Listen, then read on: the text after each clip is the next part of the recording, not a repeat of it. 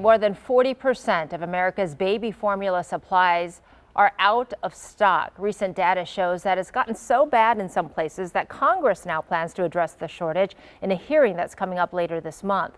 But some parents need the help right now. Yeah, they do. And part of the problem is a major recall from Abbott over concerns about bacteria at a manufacturing plant. And then add in supply chain issues. It's led to empty shelves and growing frustration for parents.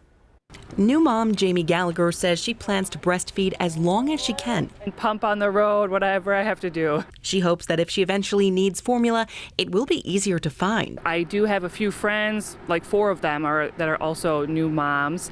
One of them is doing formula. She said she hasn't had a problem with what she uses, but I think she's just been lucky so far. Many parents have to rely on whatever is in stock. I had one family yesterday morning who said they've been driving to like Sheboygan, they've been driving to Cudahy, they've been driving everywhere in between.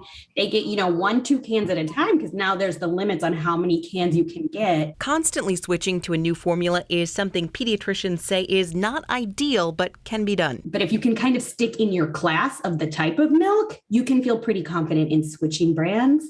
As long as if you can go slow and steady, that seems to make the babies a little bit happier. Some parents are considering taking steps they normally wouldn't to feed their infants, like watering down formula to make a container last longer, or even making their own formula at home. All the medical experts I spoke with say that comes with a big red warning label. Don't do it. And if the concentrations are off, or if the vitamins and minerals are off, even by just a little bit, for baby, they're sensitive to those minor changes, so it can be quite dangerous. And we've seen some infants get hospitalized because of that. According to the CDC, most babies at some point are fed formula. About 47% of babies are exclusively breastfed at 3 months and just 25% at 6 months. Most can start trying solid foods around 6 months, but leaning heavily on that is not recommended. Similar to, we were talking about water and how babies aren't meant to process water. Their systems aren't able to digest and process and filter solid foods until a certain age. So it can actually be a pretty significant choking hazard, as well as their gut just isn't ready for it. Okay, a lot of good information there, but where to find formula? That's the huge question. Most pediatricians keep a stock of formula. They get a lot of samples. They can usually give you a can or two.